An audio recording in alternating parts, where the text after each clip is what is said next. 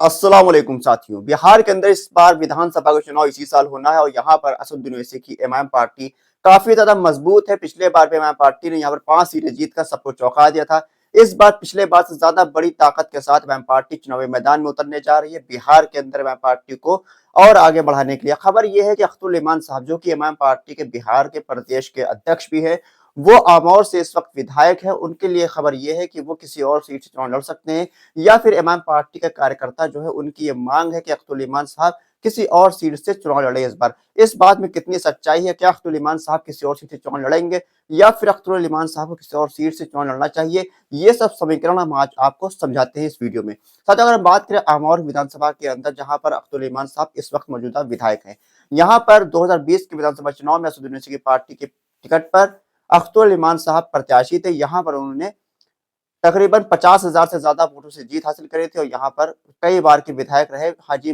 अब्दुल जलील मस्तान को चुनाव में हराया था। लेकिन जब यहाँ पर लोकसभा का चुनाव होता है, 2024 लोकसभा चुनाव था, तो यहाँ पर अख्तुल इमान साहब को मात्र 53,000 कुछ वोट मिला था।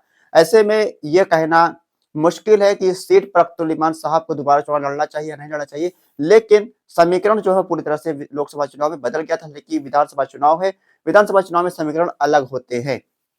अब हम बात करें जिन सीटों पर अख्तुल इमान साहब और विधायक रह चुके हैं, अख्तुल इमान साहब इसके अलावा किशनगंज और कोचा धामन ये दोनों सीट से भी विधायक रह चुके हैं।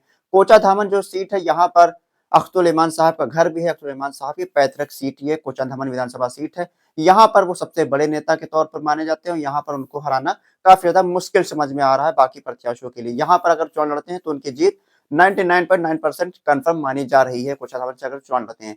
अब एक सीट आती है बहादुरगंज विधानसभा सीट। बहादुरगंज विधानसभा सीट ऐसी विधानसभा सीट है जहां पर एमआईएम पार्टी को 2019 लोकसभा सीट पे भी 2019 को लोकसभा चुनाव में भी यहां पर उनको लीड मिली थी।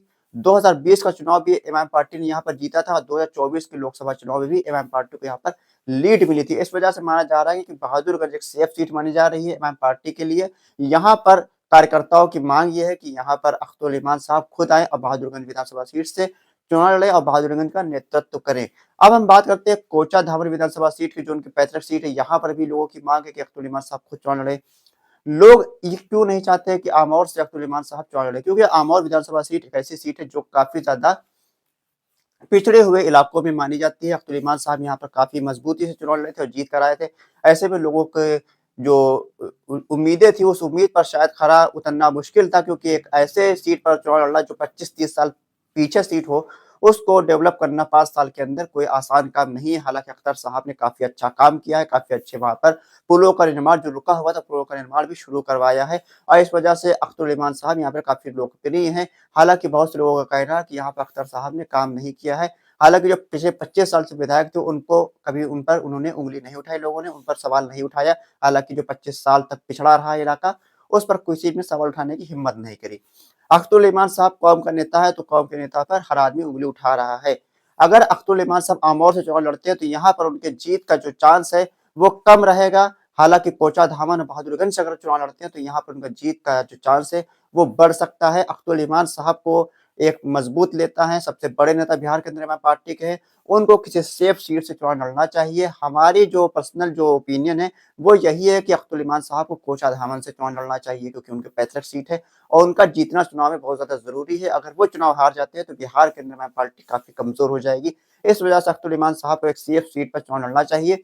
जिस तरह से महाराष्ट्र के अंदर इम्तियाज जलील साहब ने अपनी सेफ सीट को छोड़कर एक ऐसी सीट पर चुनाव लड़ने गए थे जहां पर पार्टी कभी चुनाव नहीं जीती थी, तो हार क्या हुआ, यहाँ पर 2000 वोटों से इम्तियाज जलील साहब को हार का सामना करना पड़ा था। अगर यही औरंगाबाद सेंट्रल सीट पर इम्तियाज जलील साहब चुनाव लड़ते हैं तो जहां पर पहले वो चुनाव जीत भी चुके हैं, तो ज्यादा चांस थे कि यहाँ पर इम्तियाज जलील साहब चुनाव जीत सकते थे। लेकिन वो औरंगाबाद पूर्व विधानसभा सीट पर गए, वहां पर उनको मंत्री से सामना था, भाजपा के मंत्री से सामना था, अतुल सावे से सामना था। 2000 वोटों से वो चुनाव हार गए। इसी तरह अख्तुल इमान साहब के ताल्लुक से भी अख्तुल इमान साहब को अपनी पैतृक सीट पर चुनाव लड़ते हैं तो उनके जीत के चांस ज्यादा रह जाएंगे और यहाँ पर अख्तुल इमान साहब बिहार की विधानसभा में पहुंच सकते हैं। साथ ही अभी क्या रहा है, अख्तुल इमान साहब को बिहार के किस विधानसभा सीट से चुनाव लड़ना चाहिए? क्या उनको आमौर से ही चुनाव लड़ना चाहिए या फिर उनको कोचा धामर या फिर बहादुरगंज विधानसभा सीट से चुनाव लड़ना चाहिए? अपनी राय कमेंट बॉक्स में लिखकर जरूर बताएं। खुदा हाफिज।